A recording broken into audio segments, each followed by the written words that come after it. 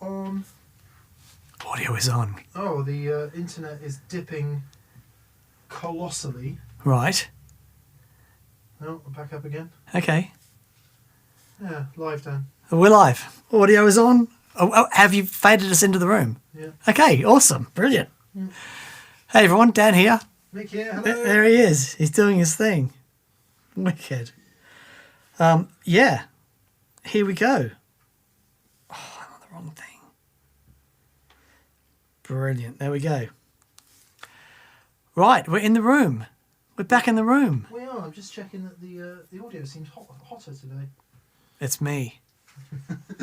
You're so hot. I'm so hot. Hello, everyone. Welcome to VCQ on this fine Monday. How are we looking exposure-wise then, Dan? Yeah, it's a... I'm, looking at the exposure, I just looks all wrong. It's a bit bright. Let's make it a little bit less bright. There you go. Good? That's better. Lovely. Maybe. You happy? Never happy. Never happy.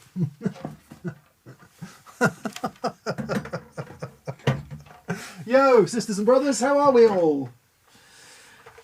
Now, how was your week last week? What? Because we didn't film last week, so I didn't see you. Oh, did we not? Are you sure we didn't film last week? Didn't we film on did. Thursday? No. That was the Thursday, previous week Thursday, before. was it? Yeah, because we're filming this Thursday. God. I don't know. All right, I think. Was it okay? I don't know. It's time just It's flies. so weird, isn't it? I Yeah. got no idea what's going on. You're looking very trim, Dan. Oh. Dan's taking some magic younger pills. Whereas I seem to be finding all the magic older pills. I started piling on weight. Weird. I've been doing keto for about 3 months now. Yeah. I'm down a whole bunch. But I'm, tell you what, man, trying to do it like solo, it's so hard. As opposed to... Like with the, as opposed to training with people and stuff. Right. Just trying to get motivated and get up, like, it's just carving out that bit of time every day to do it. Yeah. A bit of investment in yourself. Man, it's really tricky. Yeah. It's best to be avoided. So, David Downing says, afternoon from the Toon. Well, how are David? How are David? Canny? Canny lad. Matteo Sasato is from Newcastle, for anyone who doesn't know. And Phil X is as well. Oh, I knew Phil X was. Yeah. Yeah. From around that area. Yeah. How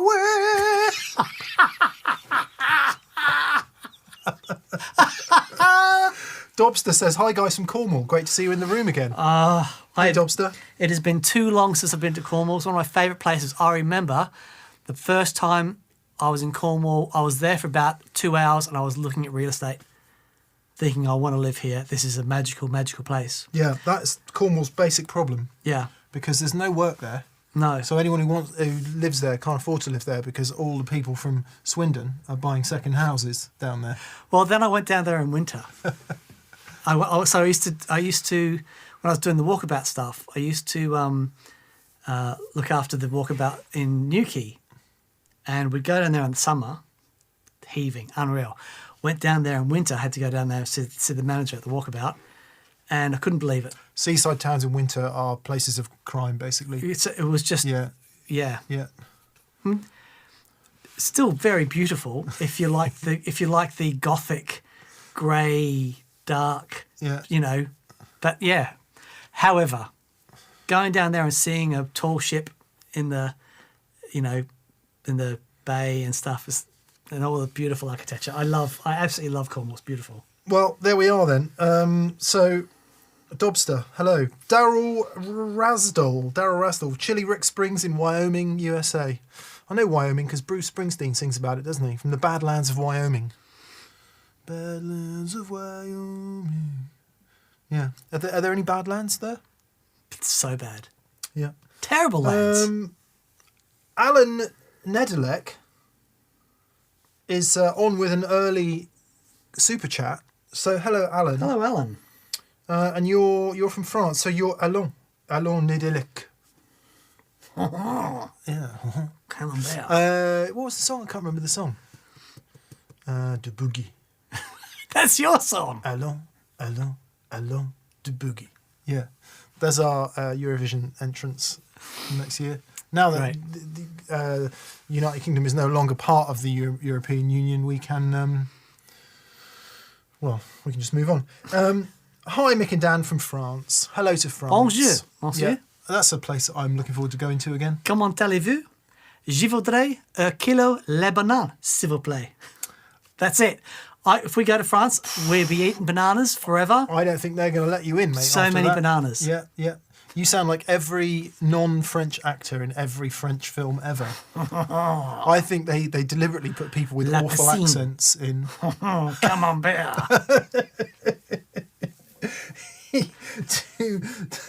two middle-aged men laughing about a French accent.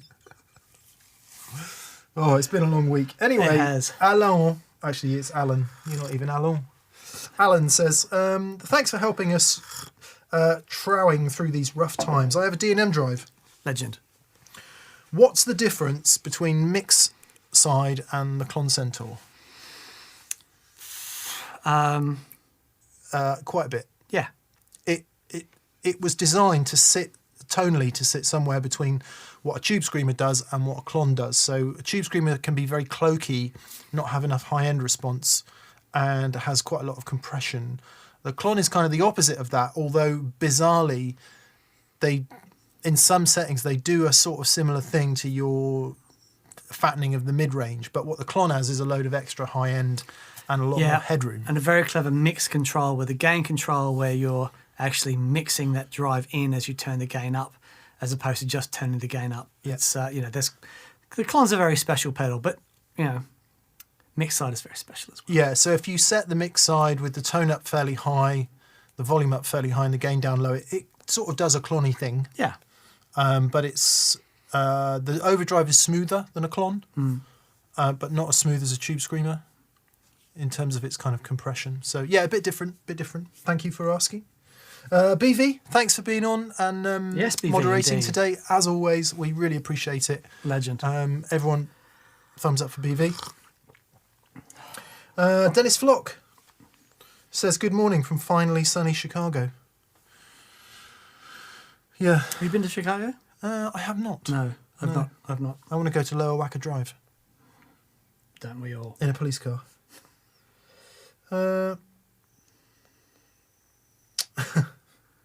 Brian Mills, is the high watt still in place for that reflection? I can't unsee it now. Apparently, Flash amps. Oh, It's someone awesome. sent a screenshot through. It was absolute genius. Well, I'm just going to say that we obviously completely planned it, and it wasn't a massive fluke fluke at at all. Brian Selengo is in also with an early super chat and says, I finished my G3 Atom rig. Oh, nice. Well done, mate. Thank you. Built it with my dad, who has had his life saved by a double lung transplant. Oh my God. Oh, mate. He finally got his vaccine, so it was a weekend of making cables and playing guitar with my old man. That's what awesome, a wonderful Brian. story. That's wonderful, mate. Yeah, congrats Oh, great. to everybody and all of that. What a Yeah. flipping amazing thing. God. So, dear friend of mine, Martin Waugh, amazing guitar player, used to play guitar for Lily Allen and Mika. Yeah, okay, one of those guys. Yeah. He sent me a video this weekend. He asked me about some stuff for his dad's pedalboard, and his dad's a lap steel player, Right. and his dad is recovering from cancer. Anyway, he sent me this picture of his dad playing lap steel. Oh my word. It was beautiful. Absolutely beautiful. That timeless, right, proper, classic pedal steel. Sorry, not lap, pedal steel. You know. Just The lap unreal. steel and pedal steel players are out there going like, how do you get those confused? Yeah. Yeah. You know, all the stuff. Yeah. Just beautiful. It's really beautiful. it is rubbing your stomach and patting your head, that, isn't it? Oh, yeah. Totally phenomenal. Yeah. And, you know, unloading the dishwasher with your toes and sorting your son's financial ways out with your other, you know, it's a lot going on. Paul Taylor says hi from the Cumbrian Mountains. Tor Eric Vardal from Norway. Hello, Norway. David Clark from Belfast, Maine. Eric Schwartzmiller, David Broche, Daniel Cornigan. God, we got loads on today, so nice. Jason Carapazzi. Hey, Jason. Nice to hear from you as always, Jason. Nice, mate. Always asks interesting questions, does He does. Jason. So, Jason, let's see what you come up with today. What is your favourite pickup setup? Body, neck wood, and fretboard wood. Would you like to design your own guitar? And if so, which company would you most like to work with? Bonus points for not saying Fender. So, Dan, favourite pickup type, body and neck wood and fretboard. Telecaster bridge, Telecaster neck, just in a Tele body, I think works for me. You know what? I'm getting a guitar sort of customised at the moment from our dear friend Carl Longbottom, and I ordered some pickups from the Creamery. He does a really great full range humbucker type replacement pickup, and I'm getting that put in Carl's T style guitar with a Fender trem, like a Strat trem, Yeah. in the body, because it's, I thought that would be fun. The neck on this guitar is just wonderful, so I thought it'd be really fun to make something that I wouldn't normally. But we'll put it this way: I'm never going to play another T-style guitar apart from my Tele. Yeah. I've got my 65 in red and Butters. It's like, for Telecasters, I'm done. If I wanted to get something built, it would have to be something really different,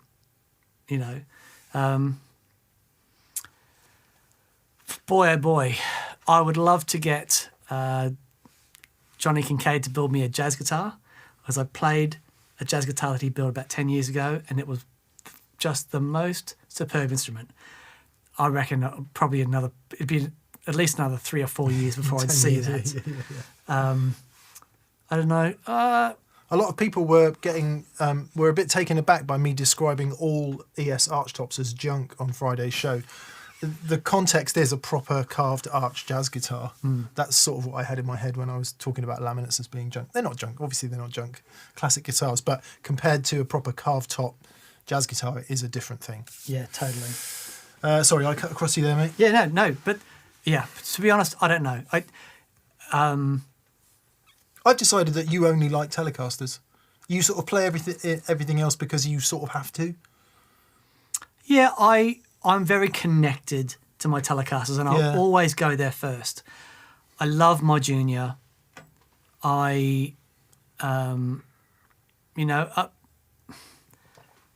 are times when I play the Les Paul, I feel really connected to it. But first protocol for me is always a Telecaster. Yeah. And those 3 Teles are quite different. Yeah. So I think within just those 3 guitars, if I want to rock out, grab red, very few guitars will touch that guitar for rocking out, It's like, clean stuff, Butters, neck pickup, classic Tele vibe, twang, 65. It's like, that's pretty much me covered.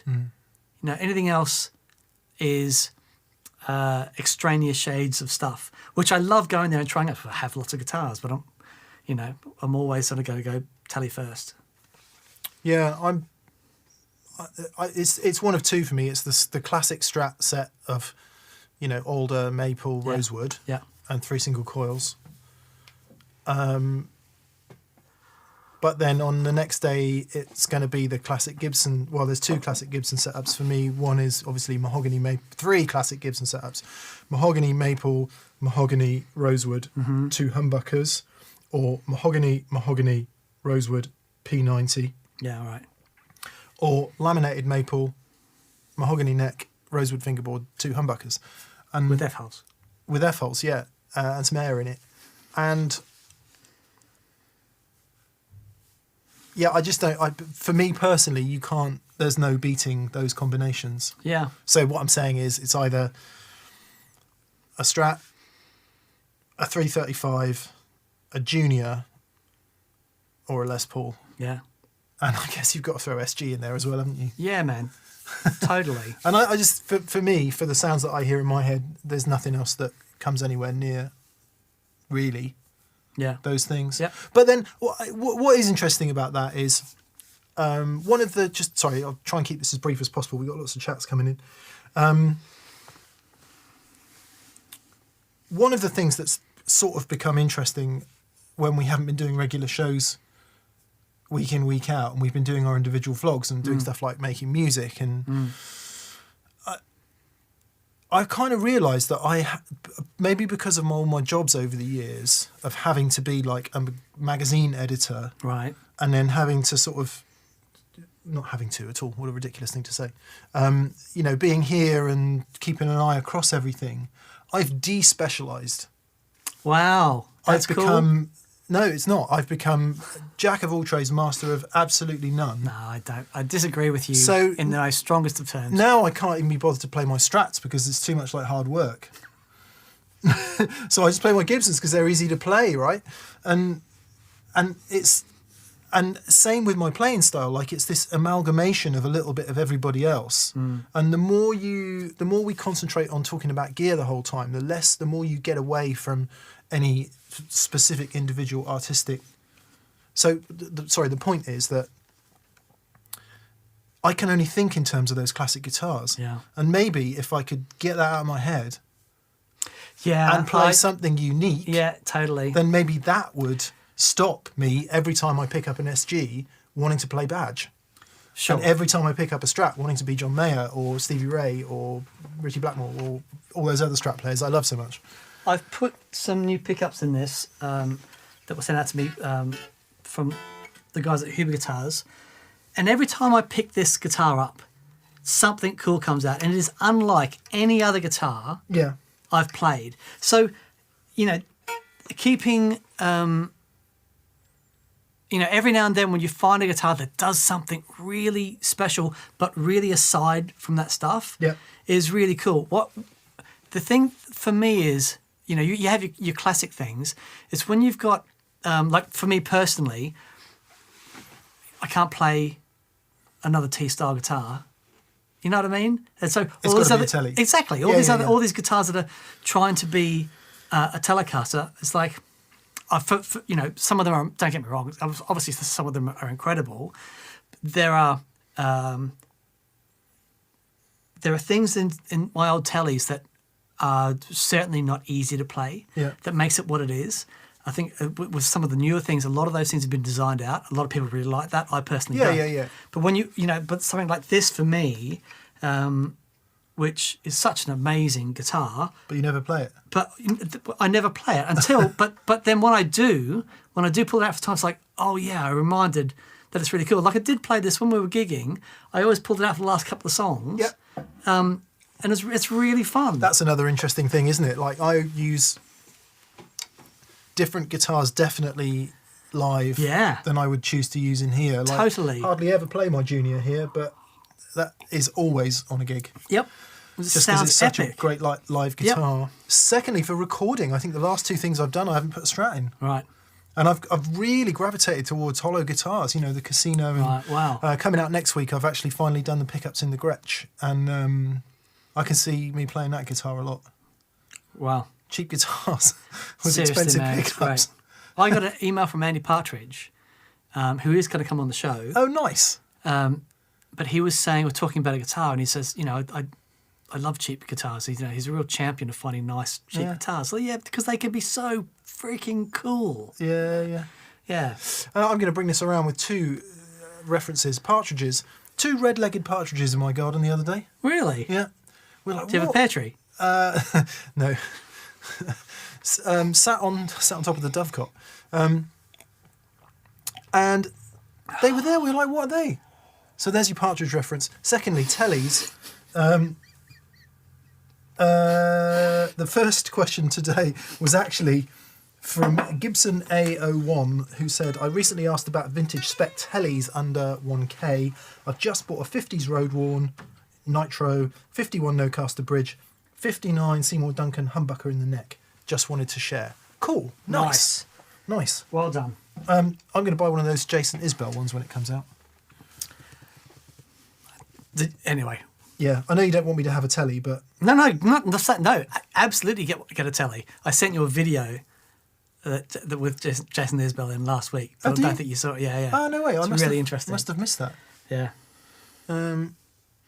Yes, right. Vibas Patil. Hello, Hey, Vibas. Vibas. Nice to hear from you. He says, hey, gents. I'll be running an H9 into the front of my amp, and it will be in the loop of a switching system. I'm using it for octave modulation and pitch effects. Do you recommend that I use a wetter box with the H9 in this setup? So, right, you can do. I am running an H9 on my rig as well. I'm getting another project together. It's going to be basically Tin Spirits minus Dave Gregory. So I'm going to have my dear friend Paul Stacey coming in, and we're going to be doing some stuff. And so I'm going to be using the H9 to do some just extraneous, like harmonizing stuff and some, just weird things. For that sort of stuff, fantastic. If you were using it for delays and things and you want to get that direct, your analog drive-through stuff, I would say yes. But if you are, first of all, if you're not splitting the signal, if you're not having the H9 on one amp and other stuff on the other, the H9 does sound really good. And it has its own vibe, sort of like DL4. There are certain pedals that have a vibe about them. The H9 certainly has a sound, and lots of people really like it. I would try it and see what you think without putting it, in a mixer, and then put it in a mixer. The thing about putting it in a mixer is you need to make sure you get the phase right in it, and I'm sure you know this, but things if you're using it for modulation, being aware that if you can kill the digital direct in the modulation part of the sound and mix that in, the H9 does sound great. It's not a necessity, is all I'm saying. No, you're definitely looking at a marginal benefit there. The main benefit for doing it would be in a wet dry setup if you were running it 100% wet, isn't it? Yeah. But if you're just running it straight mono into one amp, the benefit of a mixer is marginal. Totally. The thing is, it does have a sound, and it will colour the stuff that you put into it. So, for example, if you were using it for delays and reverbs and you didn't want the colour, you kill the dry in the H9 and just mix those sounds on top. Yeah. Fantastic. But if you're using it for modulation sounds and that sort of stuff, I'm not putting mine in a wetter box only because I'm not using it for any of those sounds. I've got the CXM78 and the Future Factory, and that's my meat and potatoes for delays and reverbs, and they have stunning dry-throughs, and it makes a massive difference. If I was using the H9 for the delays and reverbs, I absolutely would have it in a mixer. I think for what you're saying that you're going to be using it for, I think you'll be okay. Cool. I've got to get better at being more succinct with my questions. It's like, look down I've answered three questions. We will turn the super chat off shortly-ish. Vibas Patil, no, just had you Vibas, apologies. Seattle Phil has super chatted but hasn't had a question. Maybe we'll hear from you in a bit. Maniacal Lion, great to hear from you in Minnesota, I believe. Glad you're back. Since Dan's last vlog, I was invited to try out for my favourite local band, and I made it. I got my first Fender for the occasion, a 99 Tele in wine red. What are your tips for a Strat guy in love with a Tele? First of all, congratulations. Yeah. Fantastic. That sounds like a lot of fun. You've become a man. Yes, okay. Embrace the edge of the Telecaster that your right hand sits on, because it's the first thing, because I went from a Strat to a Tele, and I remember two things I loved was the bridge pickup, how solid that sound was, and how quick it was, like just awesome. But you do need to get used to that idea that you've got this block of wood and it sits right there. I always get a rash here whenever I do a gig with the Tele. Embrace it, because that's really cool. You will, on the bridge pickup, just try rolling that tone back. Dan never does because he's made of nails, but most people roll that back just a touch. And with a very light overdrive sound, you'll wonder why you work so hard at a Strat for so long when you play that sound with a Tele, because it is just rock. It's such a brilliant sound. And then on the neck, same thing really. As long as you've got a nice neck pickup, you wonder why you work so hard on the Strat for years. It just cuts in a different way. Totally. With the neck pickup, what can work really well, or does work for me, the bass side, the lower strings, I have that wound down quite low, and it stops a lot of that woolliness that people complain about with Tele neck pickups. You'll have to take the pick guard off to do that. Unless you've got, depending on the Telecaster, if there's a new one, a lot of them have the strings. But anyway, if you have any problem with the woolliness of the neck pickup, just screw in the neck side so it sits down a bit lower, and those problems are sorted. But yes, congratulations, that's awesome, mate. Well done. Albus Band, Aaron, he says, legends, it's Bunday. Better on Sunday was my lucky Bunday. That's what I say. And there's such a thin line between stupid and clever, but no such conundrum exists when I say, welcome back and I love you. We love you too, man. Thank you for being here. That's awesome, mate. Martin Cable, Dan, thank you for your vlog. Things got easier for me when I realised that you have to play for yourself first. Also, not looking at things in terms of easy and hard. Now it's things I can do and I cannot yet. Very good. That's a great way to look at it. If you haven't, everyone in the world has watched Dan's vlog, judging by the amazing numbers that it's done this week. But if you haven't, watch Dan's vlog. I'm as surprised as anyone, mate. It's great. It was really good. Bless you. Thank you. It was a lovely message, and I think it resonated with a tremendous number of people. Yeah, that's lovely. Yeah, it's been really emotional getting back to some people who've commented on it, and how that is. It's one of those things where when you're in this world, you're playing music, and you think these things that you're feeling are unique to you, and then you realise that someone else feels like this as well. Yeah, and it's a real relief, because if you play music, you play guitar, it's such a personal thing, and if it can be a really massive part of your world. Yeah, And if this is how you feel, it can be a big thing to carry around with you. So, yeah. But thank you, everyone. That's so lovely. And thank you, Albus. It's what you say about playing for yourself first, Martin, is really interesting because I know when I was a kid, I had it drummed into me that you mustn't play what you like. You must play what the audience wants.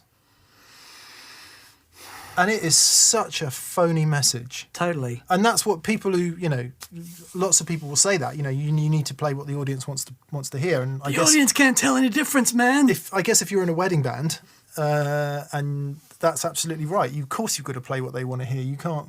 But there is a difference between sort of performing music as if you're an entertainer. As an entertainment thing and as an artistic pursuit. Now, the two aren't always separated, but by nature, I'm definitely not on the entertainment side, but all the bands I've been in were on the entertainment side. And it dawned on me, partly after watching your vlog, and also after reading that question, that that's something that I've fought with my whole life. Oh, wow. By having to play what the audience wants to hear, and then you end up playing a load of stuff you don't really want to play. And that turns. And then you're like, I don't want to be in this band anymore. Yeah, I hear you. I mean, all of this is an excuse, right? Because then you should just stop doing that and do what you do want to do. And of course, when I have done what I've wanted to do and go out and sing my own songs in bars, nobody comes and nobody listens. So there is that, right? And I think we've all probably we've all had that experience. But yeah, playing. I think you're absolutely right that you should play for yourself first. But don't conflate that with whether anyone else is going to be interested in it. Sure. Yeah, and totally. That's the tough part, isn't it? Yeah, totally. Mate, I'll never forget this. I was, when I was living in Manly, and there was a guy, busker, he was playing a sitar, right? Yeah. And, bless him, he had a CD out there, like 3 hours of sitar music. And he's like, I remember, and I got talking to him because it was such an amazing sound. He's playing this stuff and I said, "Oh, you know, that's amazing." He was like, and then he answered me this really grumpy. It's like, "Yeah, no one gives up. You know, I couldn't give these things away." It's like, okay, so you're playing sitar and you thought this was a path to financial freedom. You know, it's like, you know, because he was. Yeah. I've worked with some really jaded musicians in my time. Oh yeah. And most pro musicians I know are very jaded. Right. If not all of them. Right. For that. But yeah, it's like, yeah, there is that, if what you want to do is I remember doing the function band thing, and it can be great fun, but it is certainly not out there being, you know, welcome to Jazz Odyssey. He wrote this. You know what I mean? You're not doing your own thing. Yeah. Because they're two different things. You're out there as an entertainer. Robert Payne says, yes, remember to play what the audience doesn't want to hear. Yeah. I'll just recall being in Paderborn, I think it was in Germany, doing a tour of the English and American bases there. And our first song in the set was Voodoo Child. All these squaddies sort of looking at you going... It was the year, I've said this before, but it was the year that Let's Talk About Sex by Salt and Pepper came out. Oh, okay. And or at least it, I don't know, been out a year or two by the time we were there. And that's all they wanted to hear. And there we are playing Voodoo Child. And they're like, just confused and angry. Oh, boy. Sub Roaster says, Mick, latest on the vintage Strat hunt.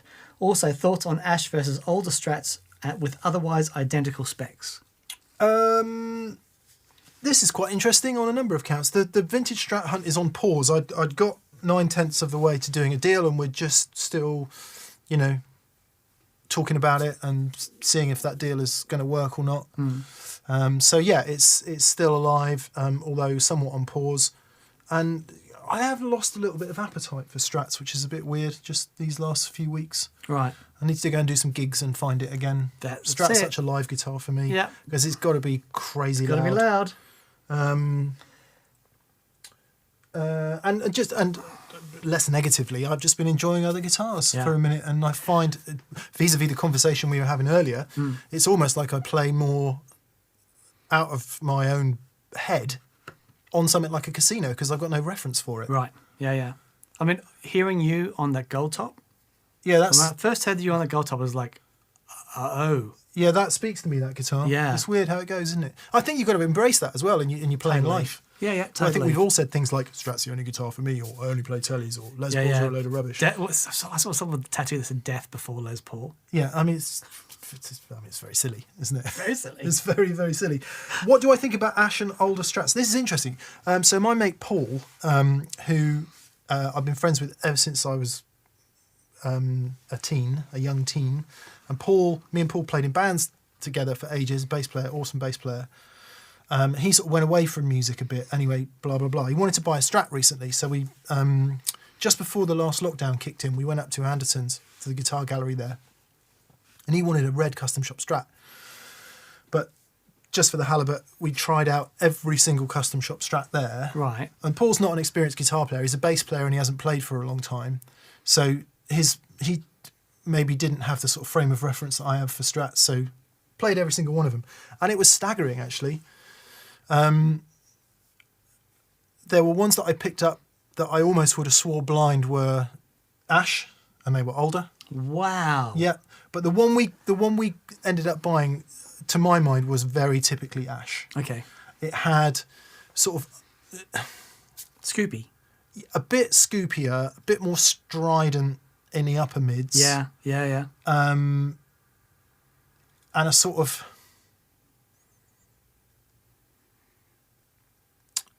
it's a really weird thing because it's a combination of a slightly softer attack, but yet a different frequency.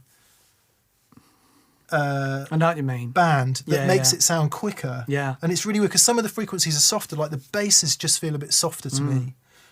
Yeah. And less thick. Yeah. But all of this is phooey, really, because then pickups, the neck, All whether that the neck stuff. is riff sawn or quarter sawn, how thick the rosewood is on the fingerboard, all of that kind of stuff all makes a difference. But my reference for your question is Matt Schofield.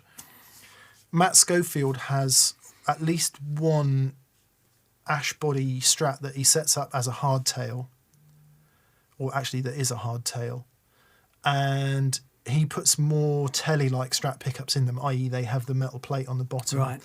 And when he plays that guitar, either it's because of the sound or because his brain puts him there, he sounds more like Albert Collins Wow. on a Tele. Unreal. But so Dan's red Tele is an older body, Yeah. and it is the most strident sounding Tele I think I have ever heard. Strident in a good way. Yeah. Yeah. Yeah. And so it's so weird because I remember when I first played this guitar and I was like, it felt like a pig to play, but sonically it had that thing. But it was unusual because I'd never played that combination before, you know. But yeah, it's a And really let's not guitar. forget there's Ash and there's Ash, right? So Totally. if you go for early 50s or mid 50s, obviously it came out in 54, Ash body maple neck Strat, that's one thing.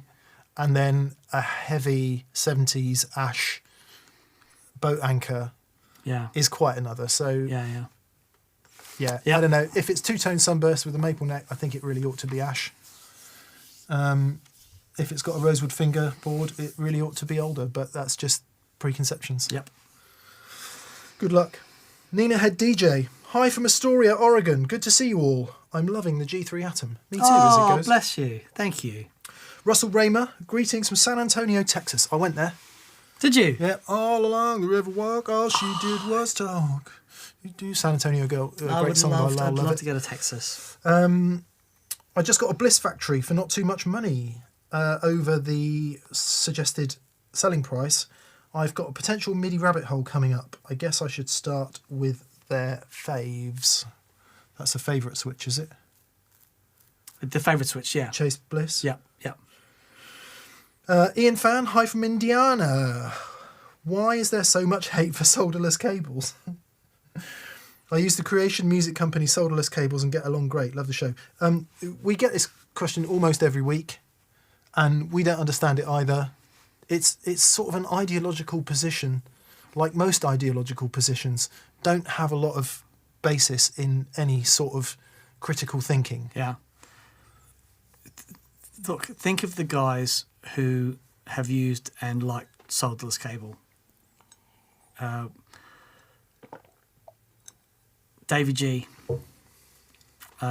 Me, Yeah. Dan, Eric. Jimmy Page, There, Dan. yeah, it's... Why the hate? I think there's a misconception. So, again, there is solderless cable and there's solderless cable. You've got different, levels of quality.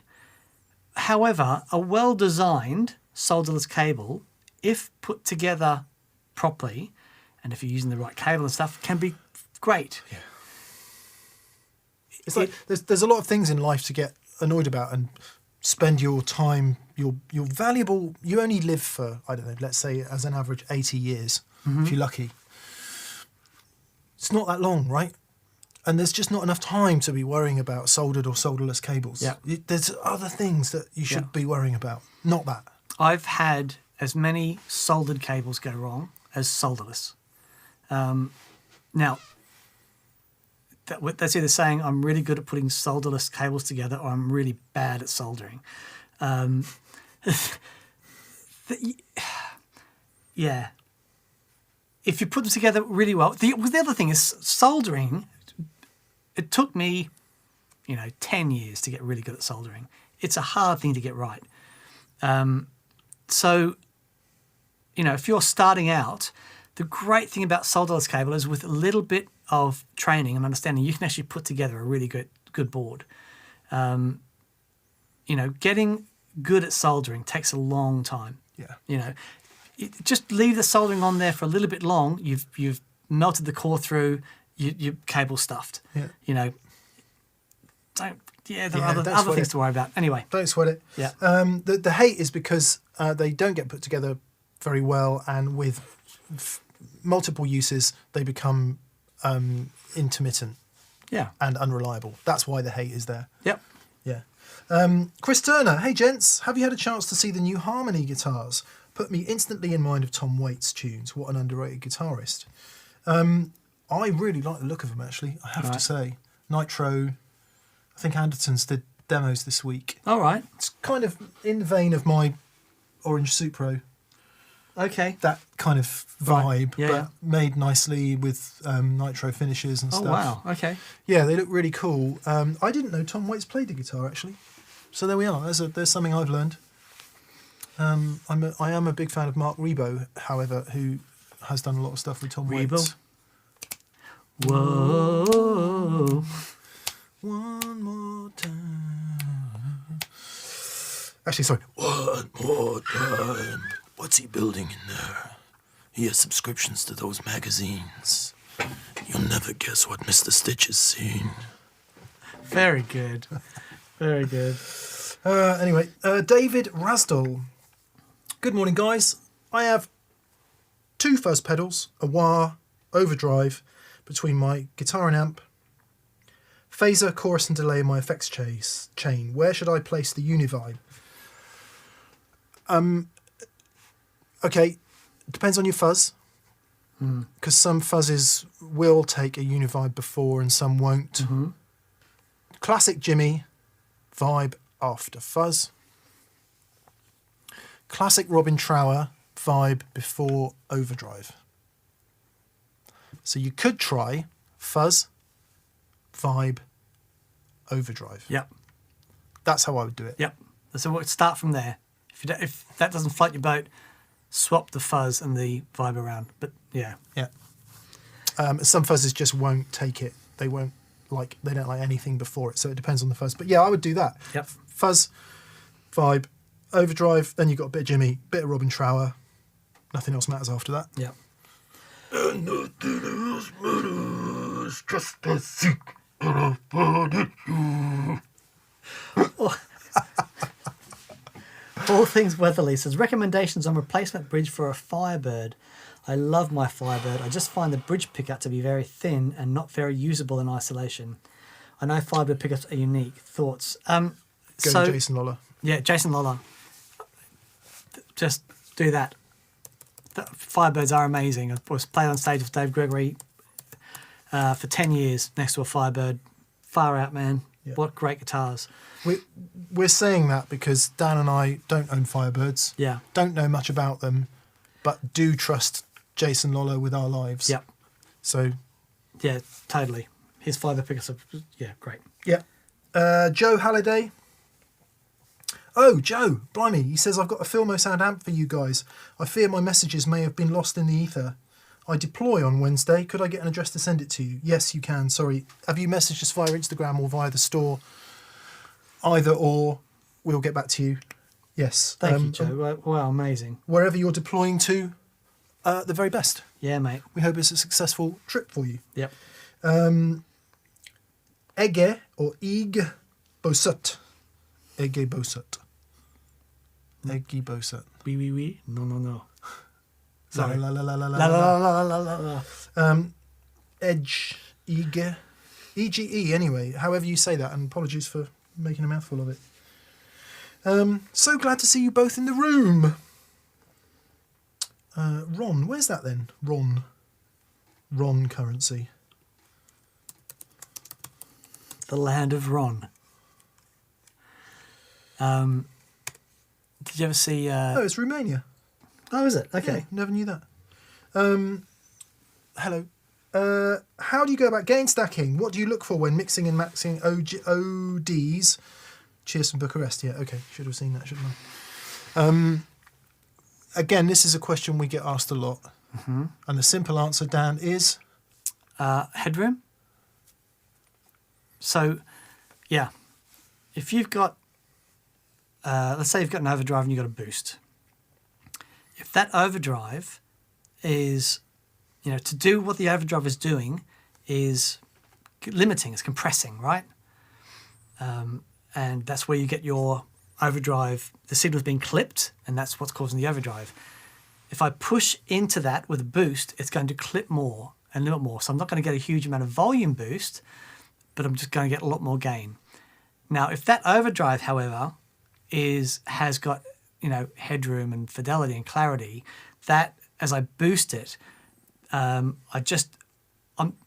will get more gain, but not just gain. Other things are going to happen, more harmonics and that sort of stuff. It all depends on, headroom and clarity. If I swap that around and I'm using, the boost with headroom, the overdrive going into that, then I am going to get a huge volume boost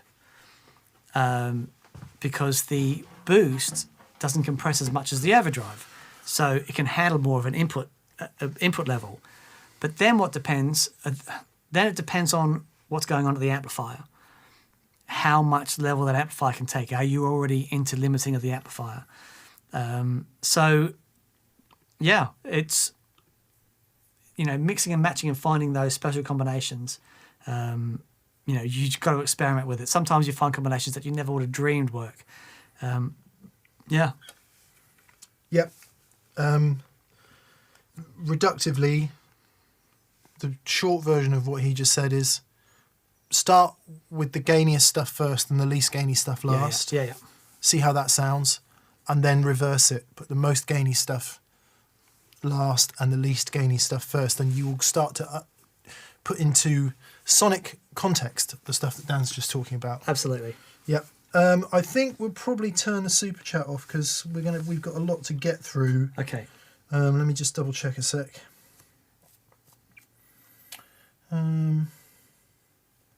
Let's do that.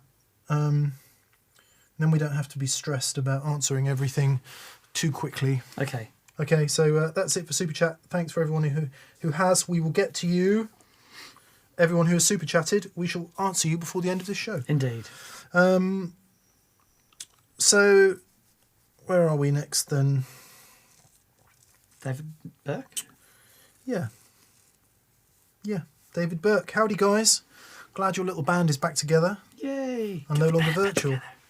No cues, just some love. Oh, and I cheered myself up getting a cracking deal on a Fender Parallel Universe Jazz Tele. Oh, wow. Lovely. I thought some of those guitars are really cool looking. Yeah, definitely. I haven't played any of them, but... Yeah, the Jazzmaster one and the thin line Tele thing looked awesome. Yeah. Rob Mrazek says, my condolences on the loss of Prince Philip. Yes, we should pass those on. I'll call Liz and he had a pretty good innings. He did well. So yeah, may he rest in peace. Indeed. Yeah. Bruce, greetings from North Dakota in the US. What's your favourite EL34 and 12AX7 tube combo for Marshalls? The EL34s that I really like. What were they? What's Svetlana? There was a JJ's. Well, I like the JJ ECC 83s. I think they're really good. But if you can find old Mullards, obviously, yes. The ECC 83 Mullards are my favourite 12AX7 style thing. But was it Svetlana's I had? I had this pair of EL34s. Same width, but quite a bit longer. And they were really great. An interesting thing about power tubes, a lot of people make a lot of noise about getting them matched, right? And you know that thing where you have... Well, the whole Groove Tubes business model was based on that, wasn't it? Exactly. And that gives you really nice symmetry with the signal. But there is something to be said for mismatching. Yeah. I definitely got to the point with valves where I just sort of stopped listening because we're down a deep enough rabbit hole totally already, and it's not to say they don't make any difference because boy do they make a difference. They really do. But the thought of chasing down tubes and constantly replacing and all that. It's like that is a step too far for me. Yeah, yeah. I mean, I'm not saying, sticking the EL34 and a 6L6 in there. No. Grab a set of matched tubes and buy a set up, and then take one of those out and put one of the old tubes back in and have a listen, because that's really interesting. Yeah. Good luck with whatever indeed. with whatever you go for. Yeah, a lot of the amp brands that I've really liked use JJ's. JJ's are great. I don't know why they would be any better or worse than anything else. I think JJ's are the ones not made in China, aren't they? Oh, okay. I don't know. I think they're from the old. I think I might be right in saying that. The old Eastern Bloc or something. Yeah, the Yugoslavian factory. Right. Maybe, I don't know. You can see what thin ice we're on here. Indeed. That would be silent J's then. Let's skate away before we crack through. Rob Symington says, glad to see you back, chaps. Got myself a Captor X so I can play my new amp at home. A 92 or 3 2-channel dual rectifier. Nice. The pedalboard will be next. Enjoy nice that dual work, rec. If you get a chance to take it to a rehearsal room with a 412, please do that. It's just a biblical experience. Yep. Non-aligned videos. Yeah, we know all about that. If you had to play a gig in a 500-seat venue with a 5-watt amp, which would you choose? The amp 5-watt will be mic'd and the monitors are good. God, depends on the venue as well, doesn't it? Like a 500-seat church is very different than a 500-seat club. Yeah. Oh man,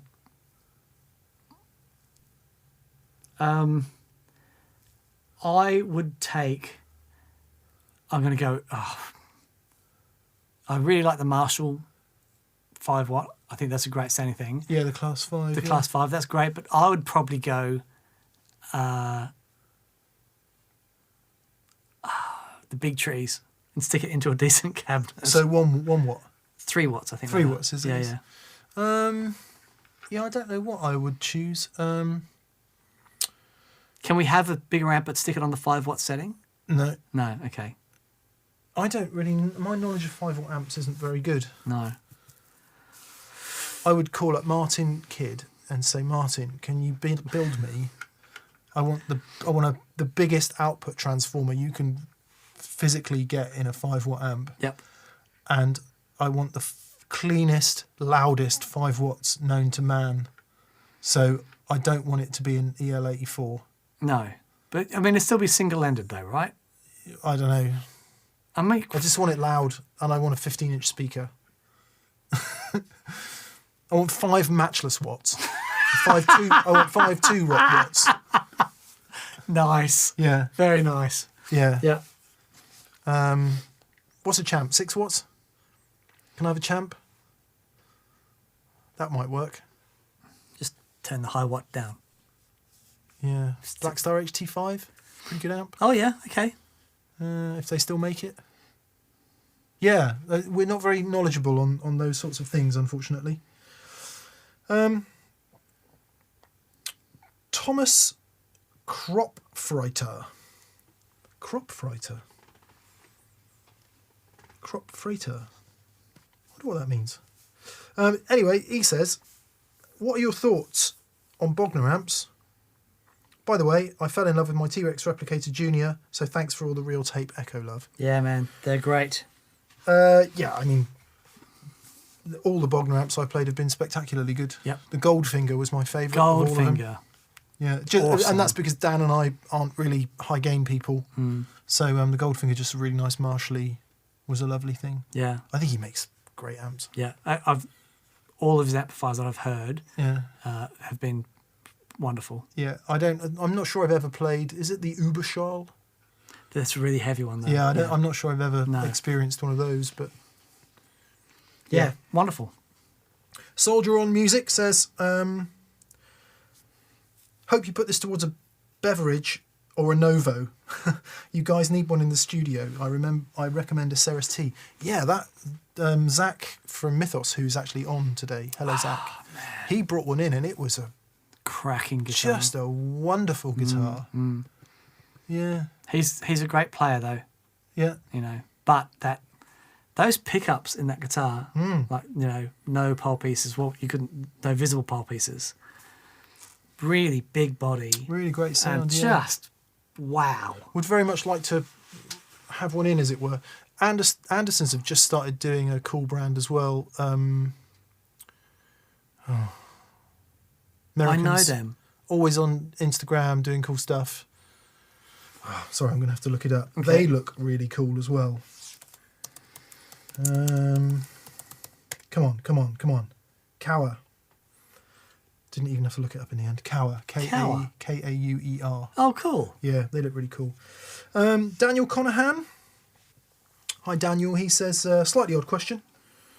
I run a guitar into a TC plethora, then into a phono preamp, then stereo to a Focusrite 2i2. Oh.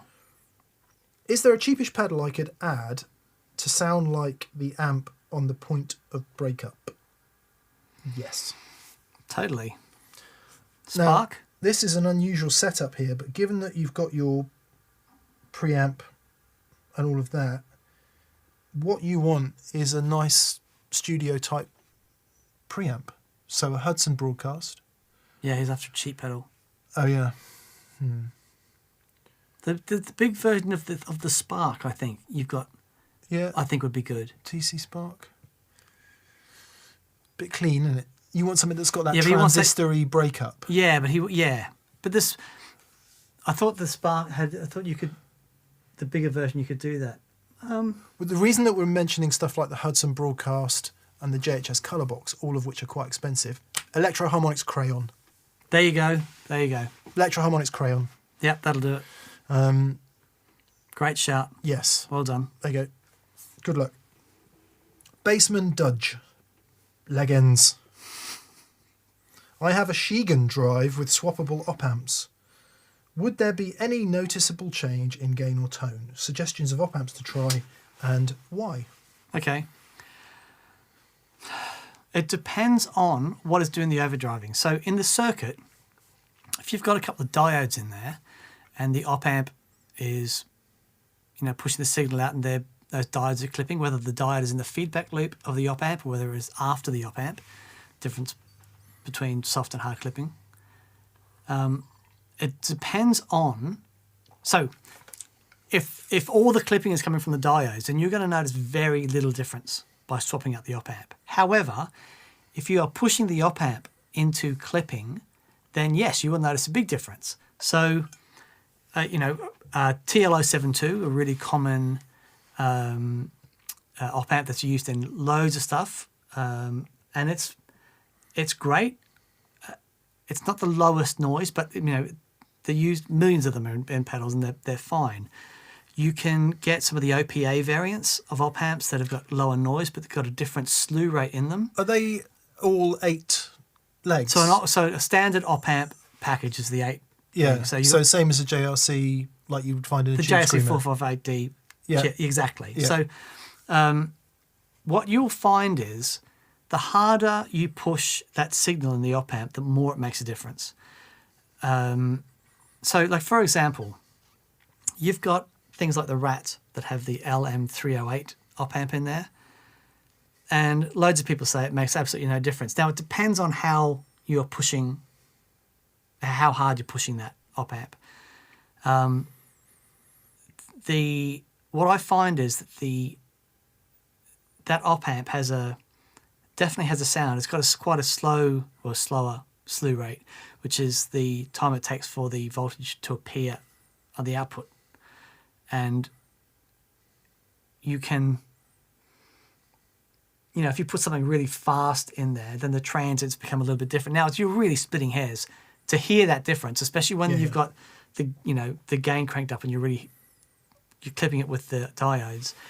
It's going to be really splitting hairs trying to hear that difference. But the most important thing for me with the op amp is getting nice transients, so having a nice fast slew rate, being able to, when you got it in the circuit, making sure that you've got enough headroom around it voltage-wise, so that it can perform to its full thing. But what you can do, if you can, if you want to get bias it really rough, and turn that voltage within the bias point down, and then get the op amp actually to start getting to gating. Oh, wow. You know, so Start spitting. yeah, exactly. So you can do all that. I mean, op amps are fascinating, and because of the layout, they're simple and really fun to work with. And then you've got, you can do things like inverting and non-inverting layouts and stuff, and you get different sounds that way. And so to cut a long story short, a really good, solid op amp is a TL072, and they're used in loads of things. There are loads of the OPA variants, which is a slightly lower noise. So that's a good place to start. And I'm done. Yeah, I've never got into it. I've got a few pedals that can do it, but... Well, funnily enough, I've got my... this was the most stupid thing I've done. I had an original hand-wired Eternity. I've still got it. And such an amazing sounding pedal. And he included a couple of other op amps to try with it. Took the original one out, tried these other ones, for a month or so. I was like, no, I'm going to go back to the original one. And I lost the original op amp. Don't know where it went. And I contacted Sean, and he was out of them. And it definitely sounded better with the original one in. So it all depends on the circuit to how much that makes it. Yeah, completely. Yeah. And I think back to what you said right at the beginning, how much that op amp is doing exactly. tonally as opposed to just amplifying. Exactly. Yeah. Ryan Long, hi Ryan, he says, Mick, in a recent video you showed us your new board with G3 Atom and mentioned one of the pedals was in loop 7. Yeah, I'd spotted this as I was going through the edit. I thought the G3 only had 6 loops, G3 Atom. Can you guys explain a little bit? Yes, you're absolutely right. I have always got confused between the foot switches being called 1 to whatever and the loops being called 1 to whatever.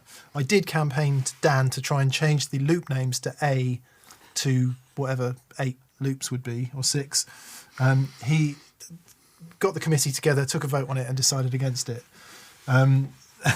So when I was saying loop 1, loop 2, loop 3, I meant switch 1, switch 2, switch 3, switch 4. Yeah. Switch 2 was turning on loop 1. Yes. Switch 3 turning on loop 2. Correct. Yeah. So once you get to switch 7, not loop 7, switch 7 was turning on loop 6, and yes, you're absolutely right. G3 Atom only has 6 loops. Yeah. 6 stereo loops. Yeah. It's only got 6 rubbishy, paltry loops, Dan. Yeah, which is enough for me. Indeed. Except it's not.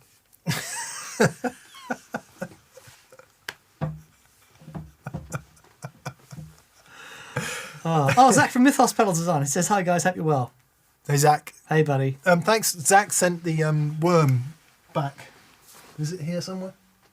I think it was that on your desk. Yes. And also a bunch of other goodies, which we have yet to get to, which we must get to. Medieval cookery with Arpad.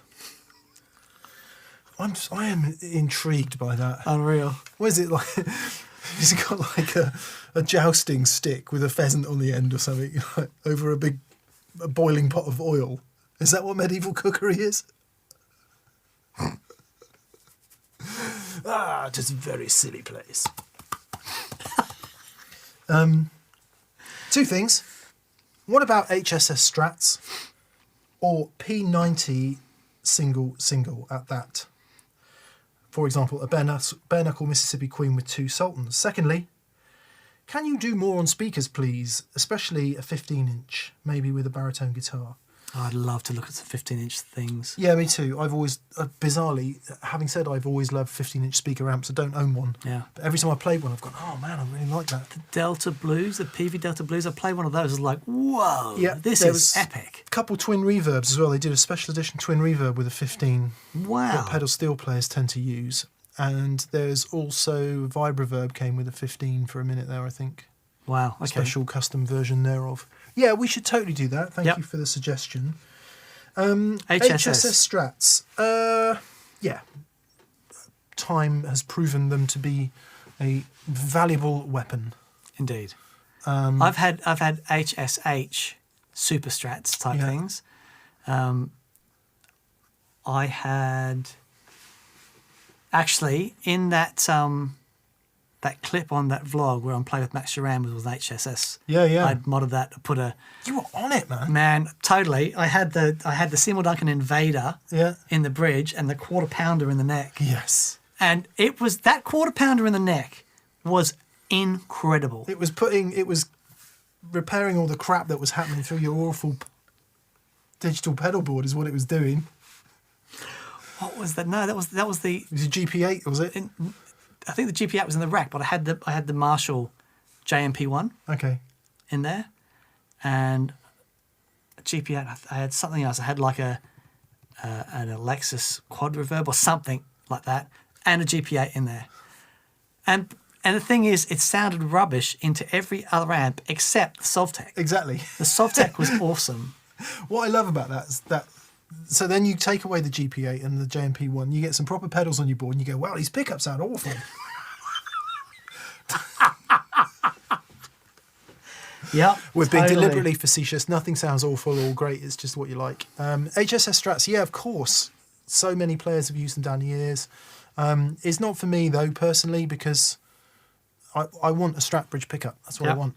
And same for P90s. You know, reference what we were talking about earlier, saying Strats are quite hard work, and I'm not really playing them much at the moment. Might be that if it had a humbucker in the bridge or a P90, I would. But the minute I get to a gig, then I just don't want that. I want the bridge pickup. I want it to sound like a Strat. I am bizarrely thinking about a double humbucker Strat. Oh, nice. But maybe with mini humbuckers. Nice. Yeah, I am thinking about that because I am loving humbucker tones at the moment. I heard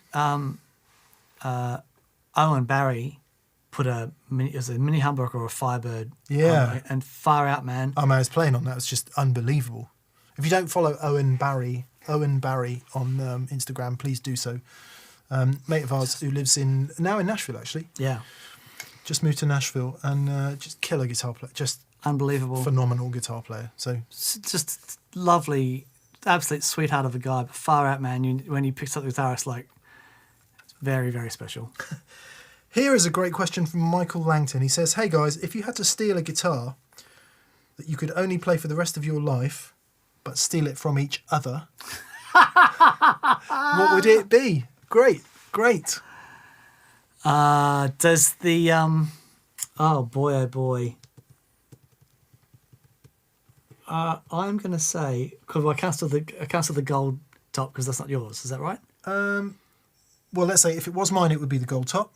If it was yours, it'd be the gold top. If it wasn't yours, he's like, not really sure. Don't like any of it. Okay, the Collings. The Junior? No. The 360? Yeah. Yeah, that's a good shout. Yeah. I could get everything I need from that guitar. I would steal Dan's 1965 Telecaster. That's pretty special. Any hesitation. Actually, I don't know, 61 SG Junior, Les Paul Junior, would be a close first. Yeah. That's what I'd go with. I'd go with the Les Paul Junior. Nice. Very good. Yeah, nice question, Michael. Raphael Curti Freitas says, hi from Philly. Hello, Philly. Hello. Is that where the Fresh Prince of Bel-Air is from? Yeah. Philadelphia, PA. Started on electric in January. Thanks for the inspiration. My signal order is a Strat with V-mod pickups, Tumnus, nice. full-tone GT500, which is an overdrive, into a Black Star HT5 RH. What mini delay and fuzz should I choose? Obrigado. Boy. You do the mini delay, Dan. I'll do the fuzz. Mini delay, flashback. Yep. Every day of the week. Yep. TC Electronic Flashback Mini. I'm actually doing a little board at the moment that has 4 of them on. It comes which with... we'll see soon. You can get something called the TC Tone Print app, which you can put on your smartphone, and you can beam loads of different sounds via your guitar pickups to the pedal, so you can get loads of different delay sounds. And if it's your first delay, it's a really good taster of loads of different types of delay, which might lead you in a direction if you want to get something else at some point. But yeah, TC Electronic Flashback Mini. Awesome. Bingo. Fuzz is much more difficult Much more difficult. because there's so many fuzzes out there and they are finicky things. They are problematic for lots of reasons. Maybe So- try a Big Muff variant. Yeah, or look at the Wampler Frustration. There you go. Great. Or the Velvet Fuzz. Yeah, Velvet Fuzz. Wampler do a couple of fuzzes, good Yeah. fuzzes. Actually, the Dunlop Fuzz Face Minis are pretty cool. The Band of Gypsies one I really liked. Yeah. They're really good, but they have that fuzz thing Yeah. that, They're not as finicky as the big Fuzz Faces. no, that's true. So a lot of those problems have been solved in the little ones. Yeah. But So- I think the Wampler stuff is a good shout. Yeah. So there you go. Either a Wampler Frustration, Frustration, or the Velvet Fuzz, or one of the Fuzz Face Minis. Yeah.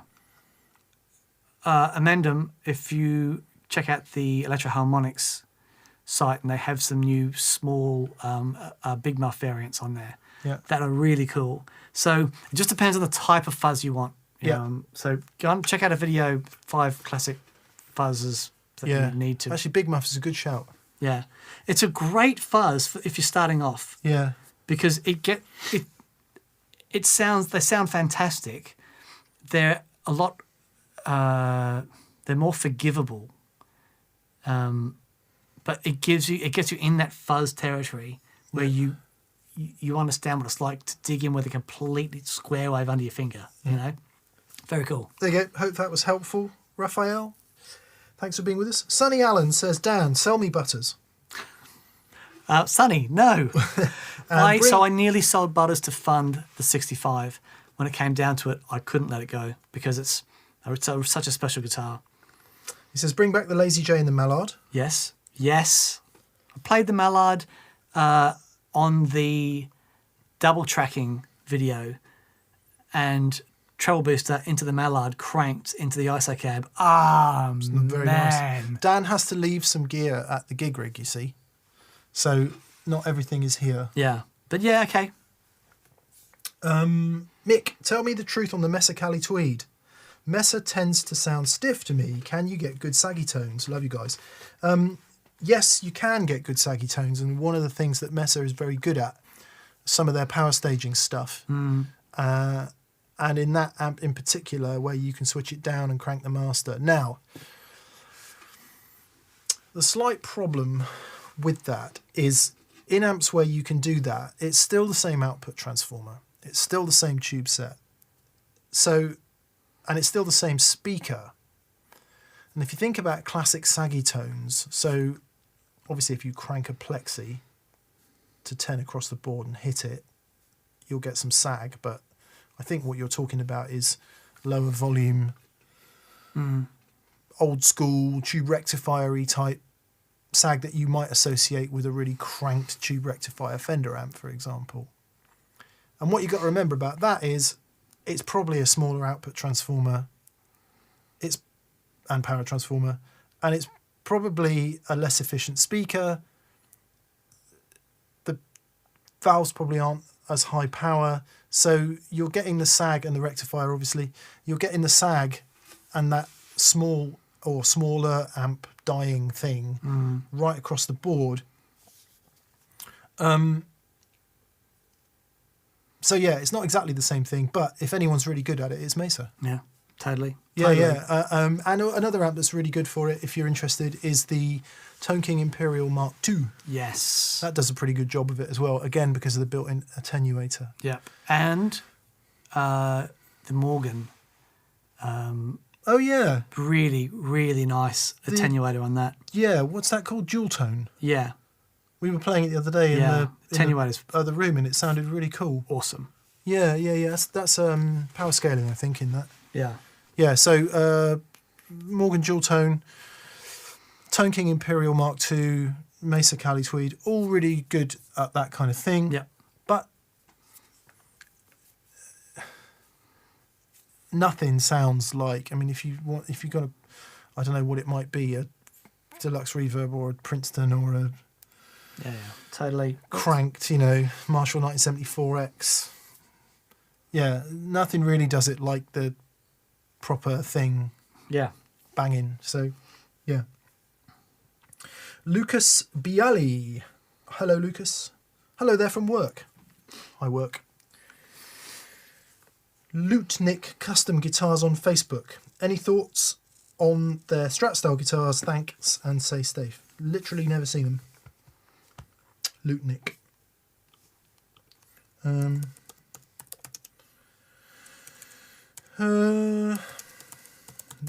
guitars.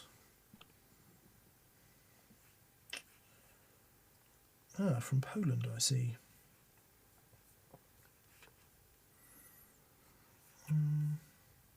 Yeah. They need a new photographer.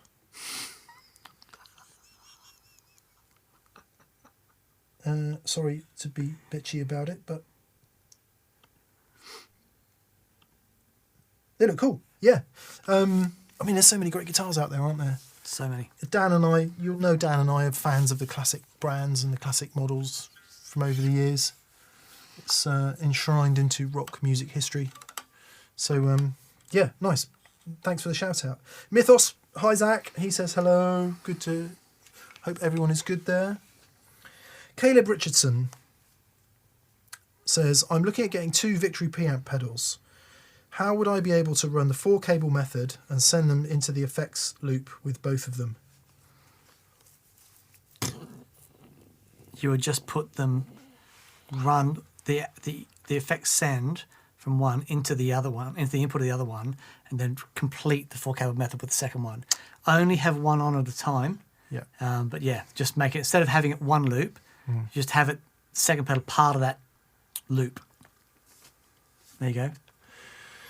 The problem is there's 4 connections on it. Yeah. So you go in your guitar, out to your amp, and then you go into the effects loop. Yeah. But you would go into your guitar, out from that amp, into the pedal, out from that pedal, into the amp, back the way around. So where do you connect the amp's effects loop? So if you've got a send and return, you send from the first pedal, return from the second pedal. Okay. So we got to hope there's no ground loop, and that not having the send and return engaged doesn't stop something from happening. You go send, then the return out from that one into the send of the second one. Yeah. Yeah. There's a way to do it. What we don't know is if not having both send and returns in breaks the circuit. Okay. There definitely be, because you know that when you switch the pedal off, it turns the other one on. You turn off the signal to the front of your amp and you hit the effects loop return. Yeah.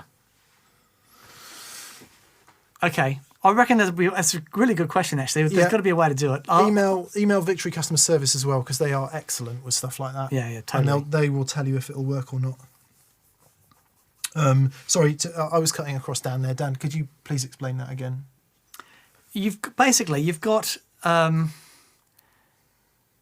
if you think of where the pedal connects with the effects loop, and you've got this, and then it connects to the front of the amplifier, you've got this thing where you turn the pedal on, and it disconnects the input to the front of the amplifier, and then connects the send to the effects return on the amp, right? So then you're swapping the one preamp for the other one. Well, then that circle, you're simply putting the other preamp in line with that circle. So your guitar's going into one preamp, out from that preamp into the next one. That one goes into the input of the amplifier. The effects send and return, the send goes into the input of the first one, out of the first one into the return of the next one. Then the send from that one goes into the return of the effects loop of the amplifier. So you just make it this instead of having the loop with one pedal, you have the loop with two. With two. So that, that should do it. But Martin Kidd will know. Yeah, I'm not sure it will. Okay. Because when you've got one on, the other one's still going to be sending to the front of the amp. Yeah. Email Victory. Yeah. Just a little something to say. I'm glad you all are back in the room, says 40 Watt Podcast. Thank you. So are we. Really, really glad. Will the G3 function, says Mike Spore, with a Kemper profiler and pedals in front of the Kemper and in the Kemper loop? Yeah, totally. So Yeah, I think just- Jake is using his Atom like that at the moment. Just works like any other amp. Yeah, totally. Yeah. Yeah, it doesn't matter what the amp is. Just, yeah. The loops are really massively high headroom, work great with preamps. Yeah. Jake, who does a lot of the testing and support, he's using that very rig at the moment with his Atom. It's great. Nice. 67er Matse says, hello friends. Hello. I've just recently rediscovered the first pedal I ever bought long ago. It's a Barber Small Fry. Oh, nice. I find it is a stellar sounding piece of gear. Thanks for all the great inspiration. Ah, you're very welcome. Nice. Barber do some really cool stuff. Yeah, They're the great. first guys I ever heard that did the parallel compression thing with the mix control. And that sort of made me aware of them. And then all the stuff that I've heard from them has sounded really, really good. Really, really clever design. James Dickinson says, thanks for the advice last week, guys. I ordered the Odin. Good Oh, for well you. done. Grab yourselves a pint on me. Thanks. Thank you. Also, love the last episode. Great to see you back together. And both your last vlogs were great, powerful stuff. Thank you. Thanks. Yeah. The Back in the Room episode was fun. Had to, we'll always go for the gag. That opening gag, turned out better than I could have possibly imagined. It was good. It was fun. At least one person noticed Simon's awesome dolly zoom as well. Yeah, so good. It's where you, it's a classic film and TV technique where you zoom in to the person, but you make the focal length shorter. Yeah. So it gets wider and closer. It's a shot you've seen in many films. Yeah. All the horror films. Yeah. Jeffrey Raddick says, I've been playing guitar since 1973. Wow. But at 62, I'm still confused and uncertain about what type of guitar is my sound. What am I missing? Okay. Well, a Strat by the sounds of things. No. Maybe nothing. Yeah, that's okay if you can adapt your playing to a variety of guitars. Awesome. If you like a bunch of them, awesome. We each have our favorites. I think I've played Teles mostly because it's a sound that I connect with, and I've just found that for the gigs that I did, Teles worked really, really well. But man, it's not a massive problem. Just enjoy a lot of guitars. Yeah. Yeah, it is. It's an interesting question, isn't it? What is your sound? I don't know if that sort of psychological time is more damaging than just not interesting. asking the question and just playing what sounds right for you. I think we probably all have moments of thinking that kind of thing. Though. Yeah. I'd be interested to know if you've had much time in front of volume. Yeah. With those guitars to really feel what's going on physically. And how much, you've been playing a long time, so one would assume that you have got this experience. But that moment of no mind where you're not thinking about it, and that's a really interesting point of playing.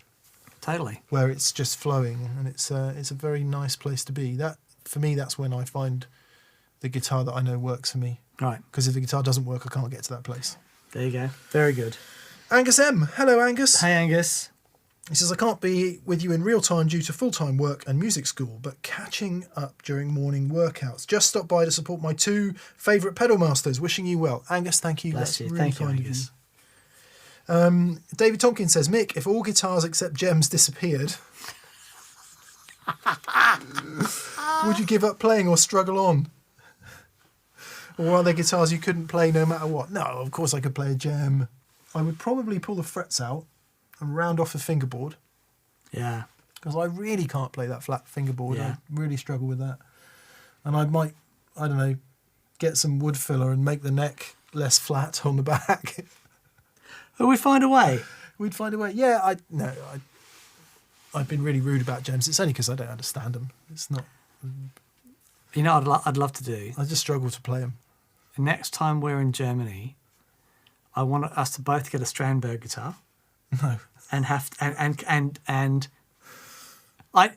I'd love to see what would happen after a week of playing it. Yeah. Because I know people that play them, they've got this ergonomic thing that, you know, I've heard some amazing music come out from players that play that thing, those guitars. My wife's calling me. It must be important. Okay. Hello, Bebbers. Yeah. Oh, I thought we turned them off. Okay, that could be a problem. All right, thank you. Bye. Apparently, Super Chat's still turned on. Oh, okay. I was going to mention that because we have got some super chats come in. That could be a massive problem. Well, let's see. Oh, I thought I turned them off. Okay. I thought I turned them off. BV's out there flying the flag. I think, yeah. Anyway, we'll get through 'em. It's all right. It's all good. Okay, we could be here a while, which is not a bad thing. Yes, I would probably take up drums. Right. I've got a bit of a hankering to play drums as it goes. I'm a shocking drummer. Yeah. It's behind us like, yeah. As am I. How hard can it be though, Dan? I might have trouble walking the straight line most of the time, let alone trying to do, you know, it's hard enough just doing things with two hands, trying to do that all independently. Actually, we're not too bad on the Super Chats at all. Okay, great. I don't think. Yeah, actually, not too bad at all. David, I think we've talked before. I think you are a massive Jem fan, aren't you? And yeah. In fact, I think we may have met in Froome, if I'm right. Yeah. What you might find weird is, of all the guitars that you might be surprised that make me go gooey, the original Floral Jem is one of them. Right. Every time I see one of those, I'm like, oh, yeah. Man, that is cool. I ordered that guitar, right? The original Floral Jem was the one that I ordered. What turned up was the yellow guitar. And so I remember, because I had the HM Strat, the hot pink HM Strat, and the guys in the band hated it. Yeah. Couldn't stand the colour. I said, okay, I'm going to get this sort of black floral Jem. Yeah, looks great. Get that. And then I turned up to rehearsal and said, hey guys, look what I got. It's like, oh God. See, now I ordered a yellow RG550 and a black one turned up. Really? Yeah.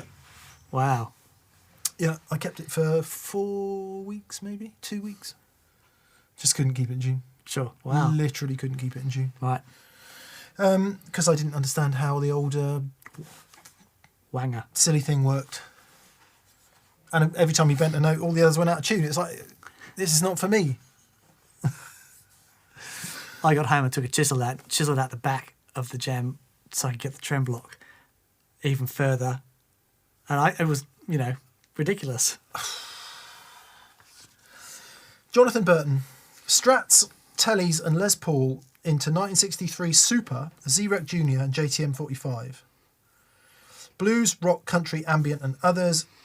Is it better to have one pedalboard per style or one huge spaceship with all the pedals for all the amp styles? For all the styles. That's an interesting question. Yeah. You know, I think it depends on the pedalboard that I've got now will do everything for me, but Yeah. it's not ridiculous. If what you end up having compromises your tone because you've got too much stuff in a line, then that's a problem.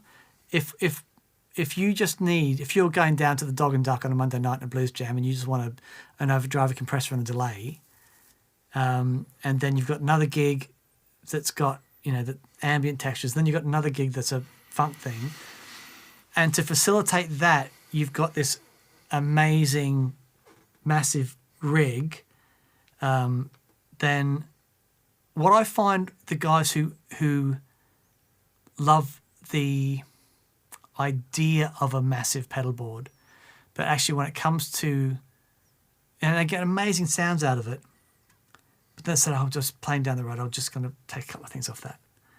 And they actually end up not using it. Yep, I have been that soldier. Right.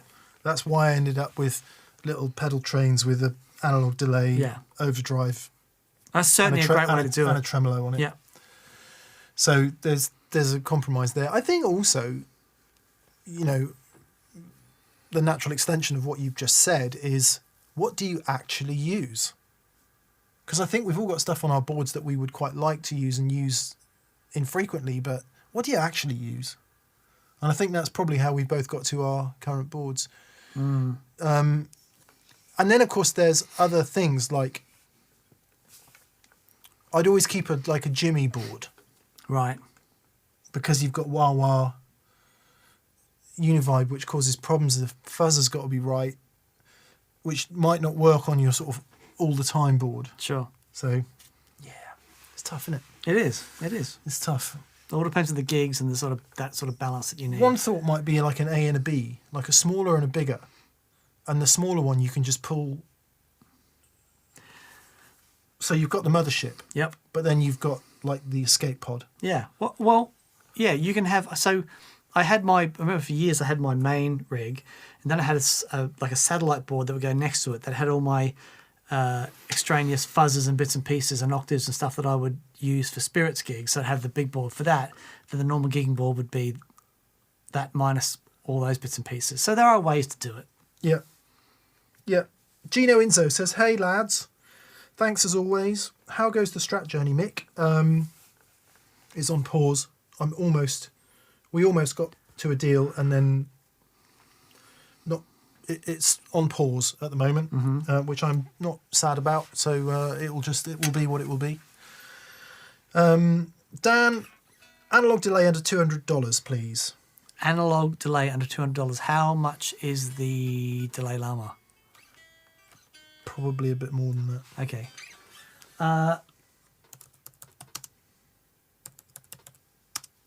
Okay. This thing. This. Actually, the Delay Llama might not be. It's £189. Okay. The regular. So check out the Jam Pedals Delay Llama. It might be more expensive in the US, but... Yep. So it's really good. This is the Fluid Time from Cinvatec. Just have a look at how much that is. Because I don't think these are crazy expensive. Is it analog? Yeah. Digitally controlled analog delay. £199. Okay. So might be under $200. MXR carbon copy. There you go. What was I thinking? And if that's not... the Maxon. How much is the Maxon?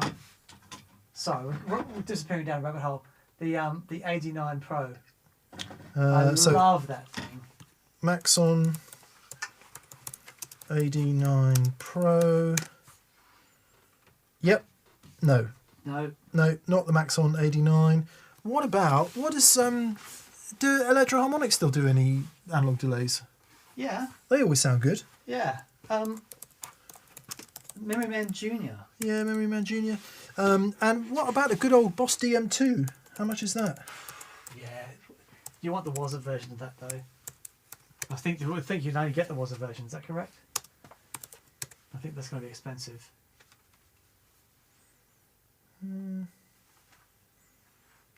Yeah. MXR carbon copy. Yeah. And if you want it not so dark sounding, get the bright version. Yep. Ian Fan says, I get this weird clicking in my Hot Rod Deluxe like a channel switch. Could it be interference from the fridge plugged in on the other side of the wall? Yeah. Yeah, it could. Simon had an interesting phenomenon this week, as did I. Static. Simon's just bought a 54 reissue custom shop Les Paul. Mm-hmm. And I went up to pick a show up off him the other day and he's like, watch this. And he just plays, leans the guitar forward, click, click, click, click. That's static. And explained to him the phenomenon of getting tumble dryer sheets In the UK, they're branded Bounce. I don't know what they're branded in other parts of the world. He looked at me like I'd lost my mind. Anyway, the next day I get a picture from him going, I can't believe this actually worked. So it might be static.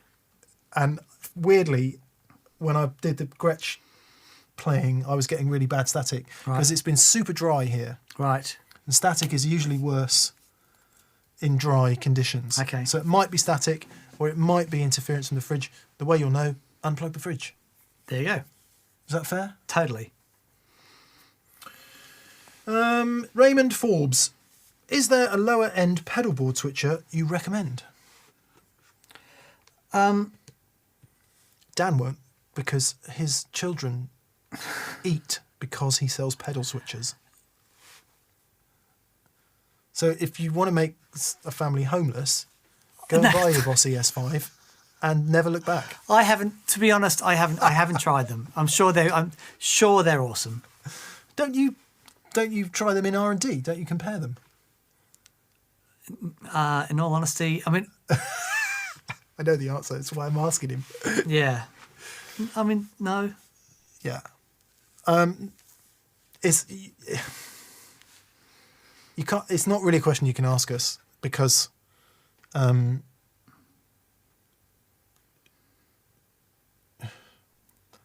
do you say this?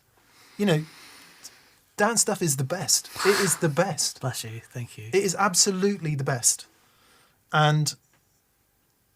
But obviously we can't say that without someone going, well, of course you say it's the best. Dan makes it. So it's a cul-de-sac of but in what are the other brands then? So Boss do the ES5. Yep. What are those Japanese One Control? Yeah. Make them. Yep. I think One Control's pretty affordable. Free the Tone have got stuff. I mean, so many companies have got stuff. Yeah.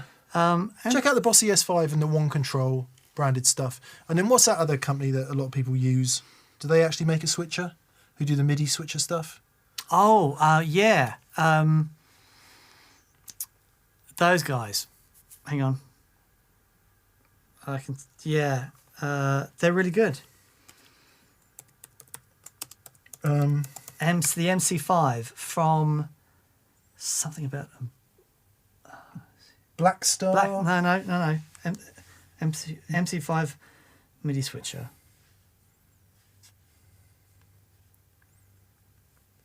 People are yelling at the screen. They are.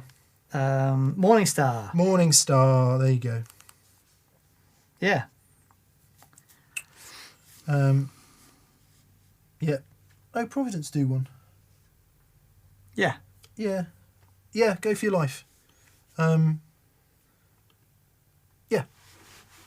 It's very hard for us. I hope you understand that it's hard for us. Jamie McQuiston says, hi Dan and Mick, first time asking a question. Dan, what are your thoughts on the vintage Deluxe electric Mistress versus your vintage one? Thoughts on a vintage Deluxe electric Mistress versus your vintage one?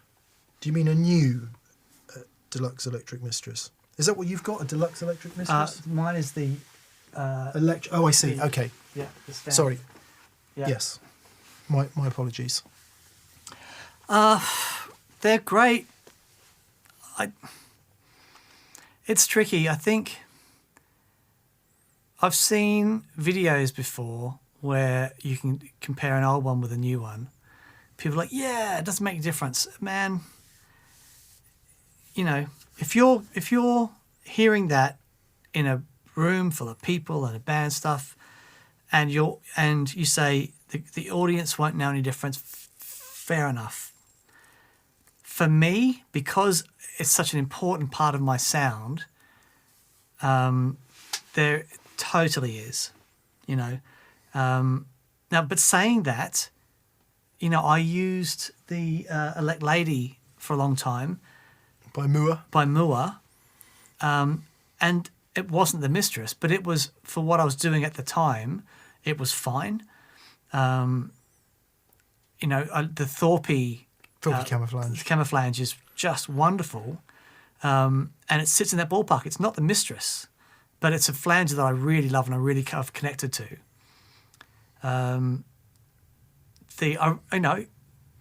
Electro Harmonics, they do great stuff. Their reissues are fantastic, and I think that the Deluxe Electric Mistress is really, really good. It's not my old one. It just isn't. Yeah, but they're really great. They sound really great. Will never own one, so got that. Yeah. You have a bond with that thing, don't you? Yeah, I do. Yeah. Gordon Rankin. Hi, Gordon. Hope you're well. Hey, Gordon. Thanks for what you're doing, guys. Dan, I'm having a T-style being made with Nice. a Lola Christian in the bridge, which I guess is like the yes, Charlie you Christian are. pickup. Yep. And an Analog Man Lola in the neck. Semi-hollow, looking for a good vibrato. What are your thoughts? Okay, you're looking for a good tremolo arm, vibrato arm. Is that right? Yeah. So it depends what route you want to go down. Bigsby's can work really well.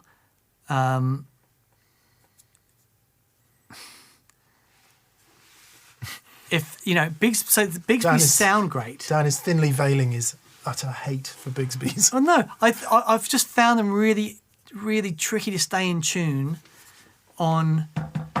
The best Bigsby I've ever played is the. I'm not allowed to touch it, am I? Yeah. We're exposed to each other. All right.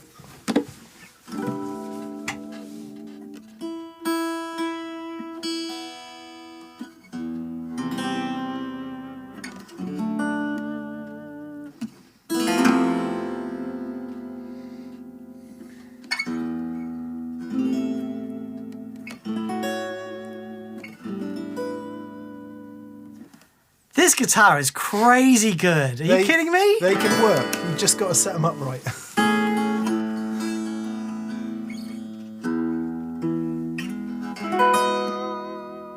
But nothing is as good as the Duesenberg one. The Duesenberg one is exceptional. Unreal. How have they done that? Yeah, it's brilliant. I look at that thing, and I'm looking at it really carefully, thinking, Yeah, how have they done it? Because it's. Can you buy those separately? The I'm not Duesenberg sure ones? you can. They do one that there is a replacement for either for a Tune-O-Matic or a Stoptail. I can't remember which. That's pretty good. Check out Stetsbar and also Stetsbar's check really out good. Vibramate. Right. Two other companies, and I'm sure there's other US-based companies. I don't know whether Schroeder Hardware do one or, but See if you can get also the old Maestro Trem oh wow, yeah. was really cool. I think that will work well. I'm getting a Strat Trem Yeah. on my T-Style because it's still, for me, it's still the best. Still like a Tele Deluxe. Yeah, Yeah. totally. I don't know if it's possible, but a fantastic vibrato, which looks okay, sounds good, and works brilliantly, is the PRS one. Oh, wow. It's a really good vibrato. Yeah, sure. Do you remember the Kayla? Yeah. This is killer. Vlog coming up on that guitar. It's got TV Jones T-Almond pickups in it. Look at that, man. That's amazing. It really does sound good.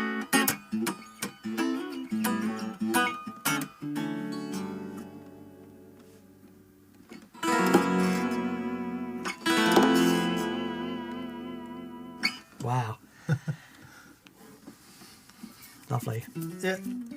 All that is just making sure the spring is at a decent tension and putting plenty of graphite in the nut slots. And Roberto is holidaying on the Costa del Sol with your auntie.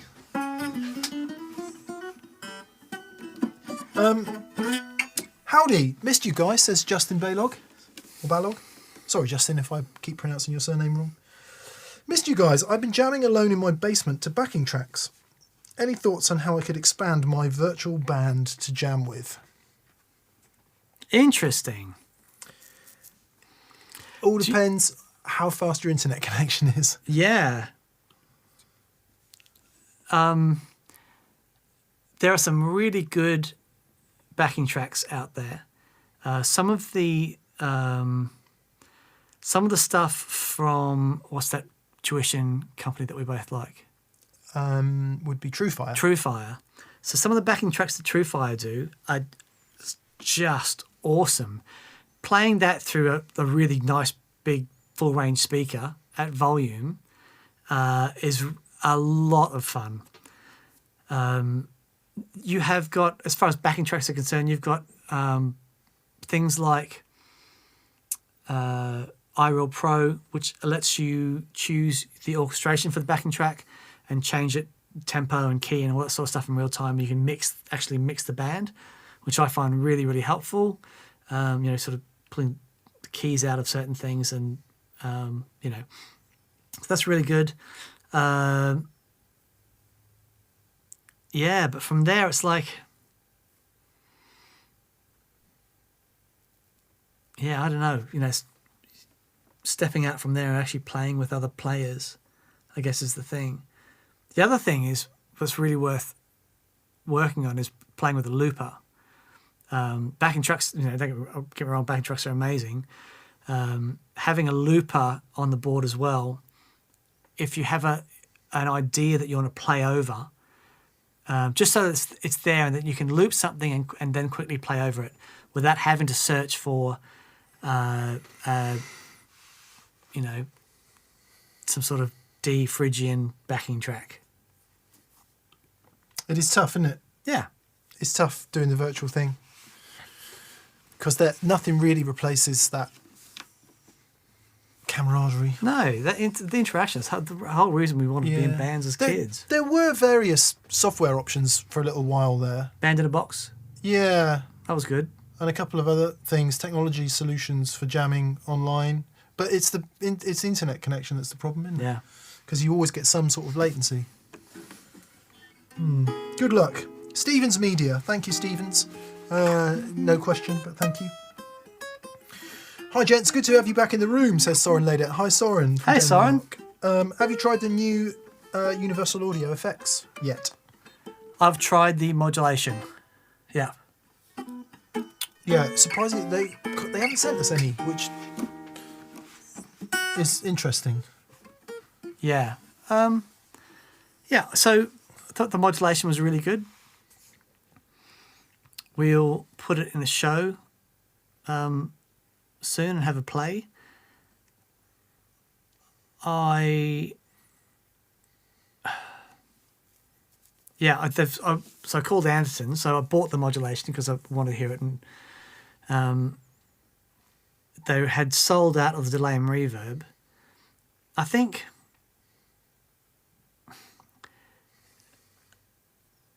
it's Universal Audio stuff has always sonically been a step above, anything else in the like audio world and computer DAW world.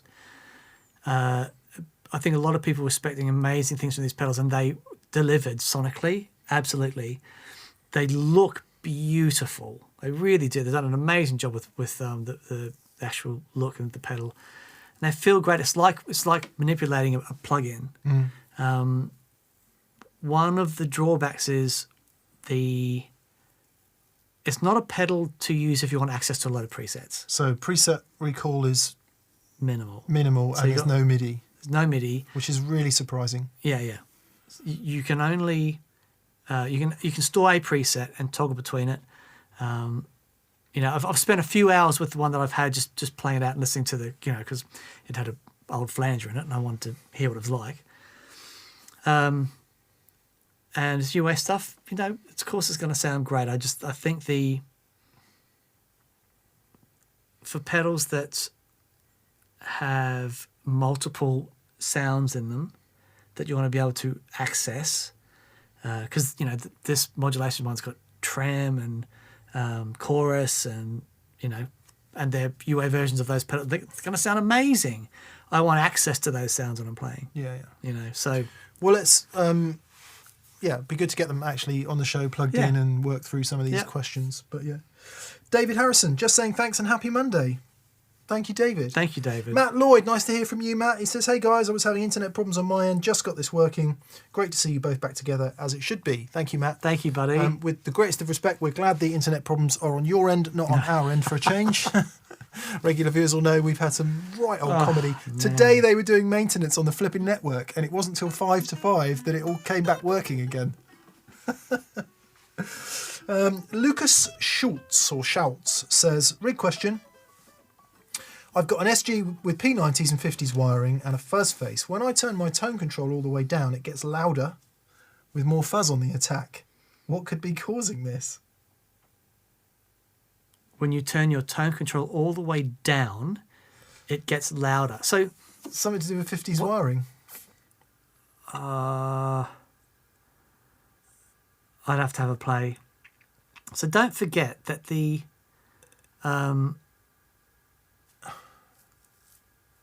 it's, you know, the input impedance of those fuzz pedals is where all that stuff happens.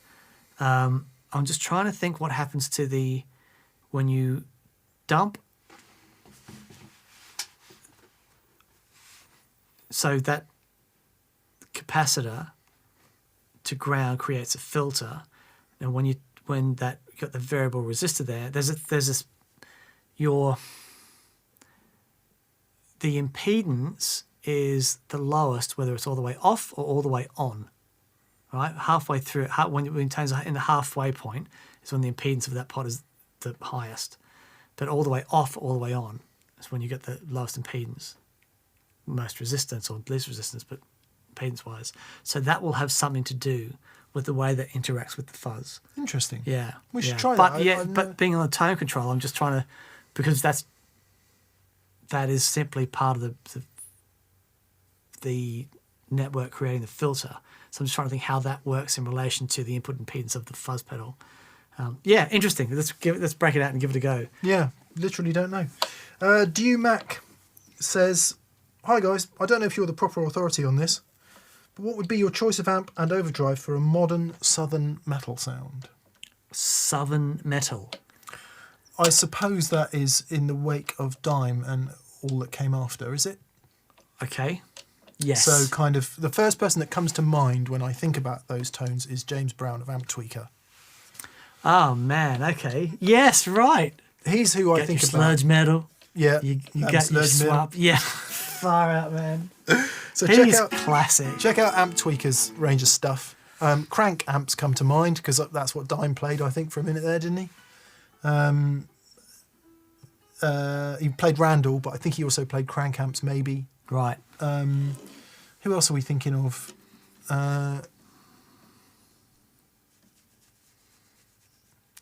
Yeah. Don't know. Yeah.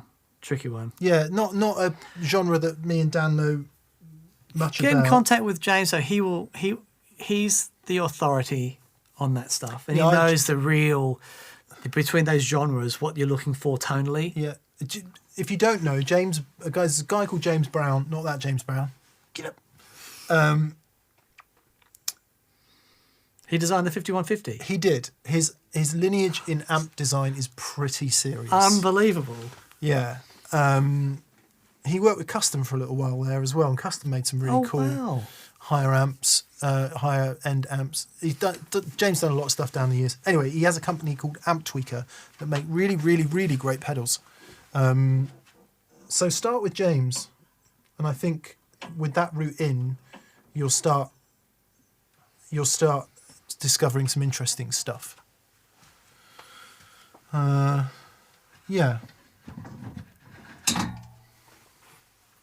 This thing, so this is one of James's design, the Fat Metal Pro. Still one of the best metal pedals I've ever heard. Yeah. Just crazy good. Yeah, check him out. Now then, I'm really sorry I can't pronounce your name.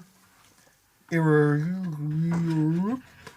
it's a load of characters that don't exist in our main language, I'm afraid. So, anyway, your question is, we'll call you Iro. That's why Australians come up with the word mate. Yeah. G'day, mate! G'day, mate. Yeah. It's matey! I'm looking for a budget hollow body to swap the pickups for a good pair of P90s. Any advice on both the guitar and the pickups? Well, please watch the vlog I did a few months back. Oh yeah, corker. This guitar. Corker. So this guitar was bought for £270 on eBay, and it had the original Epiphone dog ear chrome P90s in, and it sounded okay. Sounds all right. Put in a set of Jason Lawler dog ear P90s, and it sounds like $999,000. It's unreal. Yeah, beautiful guitar. I can't get over that Gretsch. I mean, And in my next vlog, I put a set of TV Jones T Armand pickups in that Gretsch that Dan was just holding, and compare the two guitars. So it should be interesting to you. oh, BV has just said James sold Amp Tweaker Company last year and is now at EVH.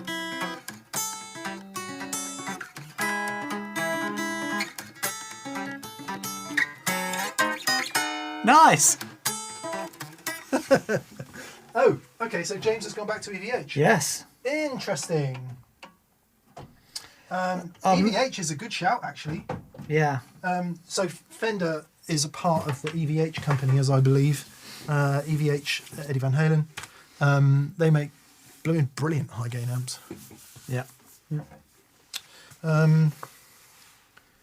And Michael Webb, no question. Thank you for that. We'll just recheck that we've got all the cues. Indeed, we have. Yes. Jordan Howell says, I'm getting a Jennings T-Style with a mastery vibrato. Oh, yeah. There you go. There you go, Gordon. Mastery,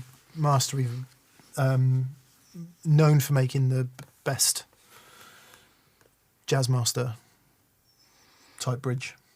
I've got one on the Skipper, Yeah. the grey guitar Skipper, and it's so lovely.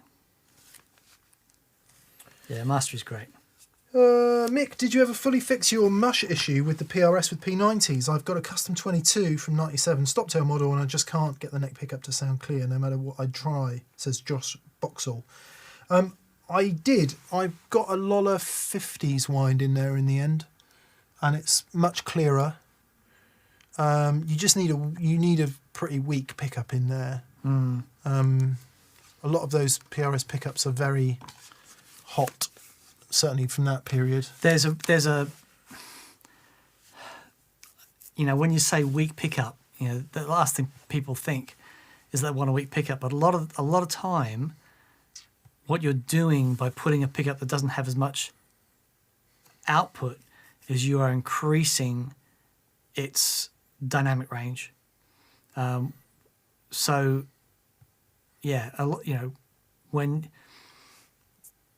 with a lot of these overwound pickups, what the pickup does is it limits the amount of voltage you can put out. It gets there really quick, and a lot of the times the players who play like a lot of legato stuff like the feel of those. So as guitars got more distorted and the pickups got higher, the output of the pickups got higher. A lot of players were doing that. It worked really well, and they found that it was easier to play. By reducing that, you're actually increasing that dynamic range of the pickup. I mean, you know, as a general rule. So, you know, which is the reason a lot of people like the old vintage style PAFs, because they are low wound and they have this beautiful dynamic range that we associate with the sound of those Les Pauls back from the day. Yeah, try a Lola Imperial low wind and see how you get on with that. The other thing you could do, I don't know what value the pots are. You could try a 1K pot.